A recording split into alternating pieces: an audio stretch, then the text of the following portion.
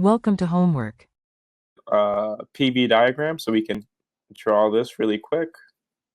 P, pressure, volume, and it starts at A, goes to B. There's an isothermal expansion, and then that would be C, and then it connects here. So this would be A. So at this point, we want to find the work done in each process. So for the net work done to be positive, the path must be carried out clockwise. So for work total to be greater than 0, clockwise processes. We can say that the work done in BC we know to be greater than 0. We know that the work done in CA would of course be less than 0. And we know that the work done in AB would of course be equal to 0 because this is an isochoric process constant volume. Therefore, and rather we also know that the work of BC, the absolute value of the work done at BC would be greater than the absolute value of the work done at CA. And this is so that we produce work. This would be, of course, an effective engine. So for part B, we can say that for process AB, the work done AB would be equal to the pressure times the change in volume. This would equal 0. Therefore, the heat input for AB would be equal to the change in internal energy of AB. And this is equaling NCV T sub B minus T sub A. So the number of moles times the molar heat capacity at a constant volume times the temperature at B minus the temperature at A. We know that then the change in internal energy of AB would then be equal to 3 over 2 NR times T sub B minus T sub A. And we know that this is going to be greater than 0. So for process BC, we can say that the change in internal energy for BC would be equal to, again, NC sub V T sub C minus T sub B, and this equals 0. So we can say that the heat input would be equal to the work done, and this would equal NR times the natural log of the quotient of the volumes. We can say then that Q sub BC would be equal to the work sub BC, and this would equal NR T sub B ln of TC over TA, and this would be greater than 0. And then finally, for CA, we can say that the work done would be equal to NR times the temperature at A minus the temperature at C.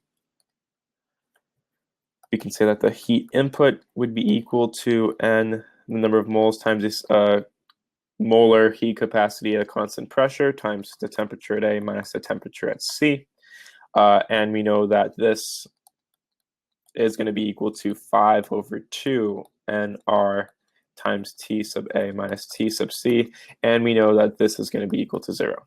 So essentially, to find the efficiency, we can say that the efficiency would be equal to the work divided by the heat input.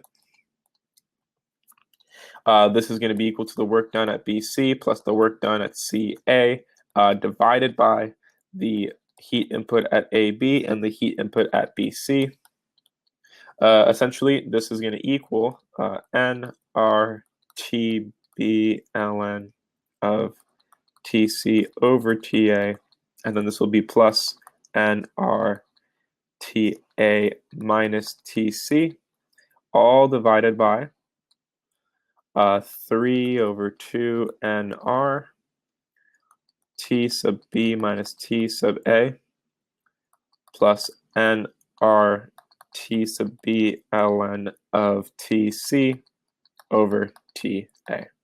So at this point, we can simplify and say that the efficiency is going to be equal to T sub B ln of T sub C divided by T sub A plus T sub A minus T sub C divided by 3 over 2 T sub B minus T sub A plus T sub B natural log of T sub C divided by T sub A. Now, at this point, this is going to equal,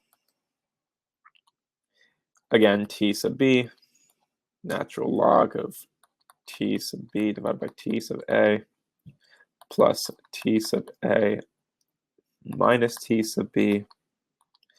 And this will be divided by 3 over 2 times T sub B minus T sub A plus T sub B times the natural log of T sub B divided by T sub A.